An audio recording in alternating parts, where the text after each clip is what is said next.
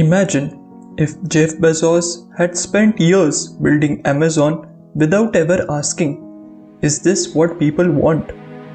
The idea seems ridiculous now, but that's exactly what many startups do. They pour time and money into building products nobody wants.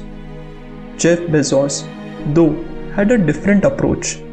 He kept testing, tweaking, and gathering feedback right from the start, allowing Amazon to evolve into the global giant it is today.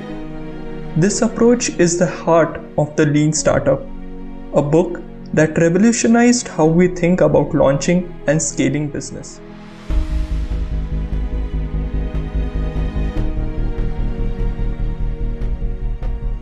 Launching a startup can feel like taking a shot in the dark. Many of us have seen entrepreneurs pour months, sometimes years, into creating a perfect product only to find out that people just don't care about it. The result? Tons of wasted time, effort, and money. The problem most startups face isn't a lack of good ideas. It's that they are building without really knowing what their customers need. They assume, they guess, they go with their gut instead of gathering real, actionable feedback.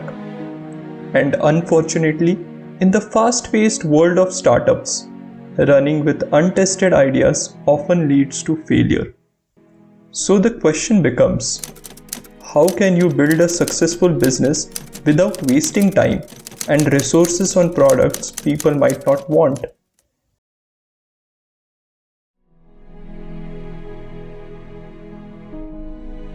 Eric Ries provides a groundbreaking answer in the Lean Startup.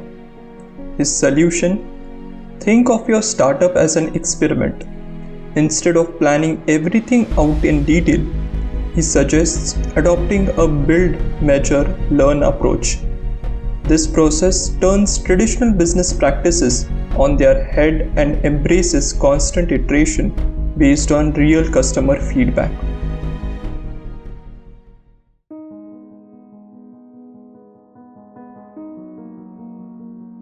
Build, measure, learn. Instead of creating a perfect product, you build a minimum viable product and release it quickly to get early feedback. Validated learning.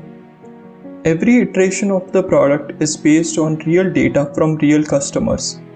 This removes the guesswork and lets you test assumptions about what customers truly want. Pivot or perceive.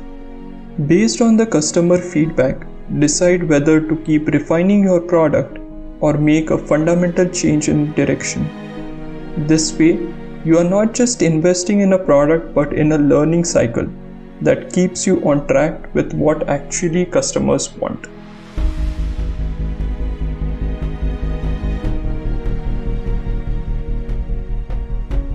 So, how do you apply these principles to your own business? Let's break it down.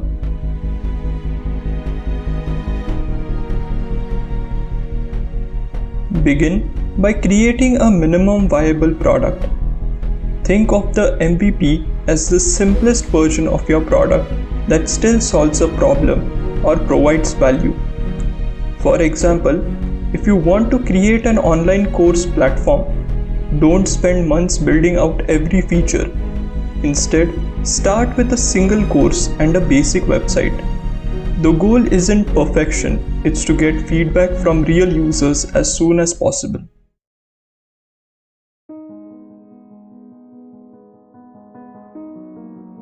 Once your MVP is out, your job is to collect data and feedback. You want to understand what users like, what they dislike, and whether they are even interested in the product at all.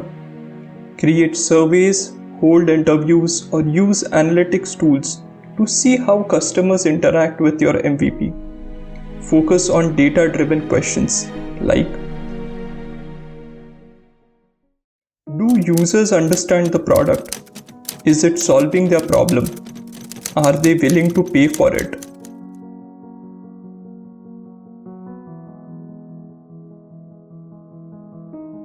Now that you have collected feedback, use this information to improve your product. This might mean tweaking a feature, simplifying the user experience, or even removing something that users didn't find helpful. For example, Airbnb's founders started by renting out air mattresses in their living room. They quickly learned that people wanted a simple way to find affordable housing options, which helped them shape Airbnb into what it is today. The key here is speed. Keep your iterations fast so you're constantly moving towards a product people want.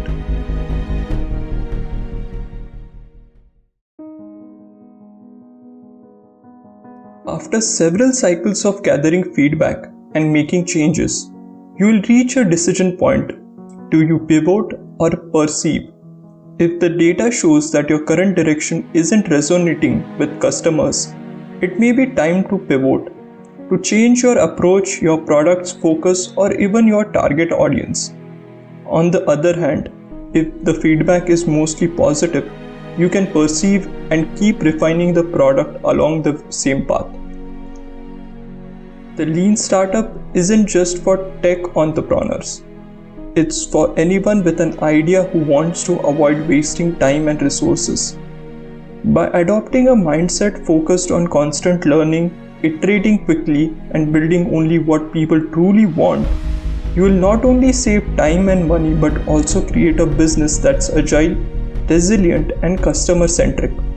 If you are ready to start building smarter, faster, and more efficiently, consider giving the lean startup approach a try. It's time to stop guessing and start creating products people actually want. And if you enjoyed this summary, don't forget to subscribe to Invest, Read, Repeat for more insights on business, investing, and growth.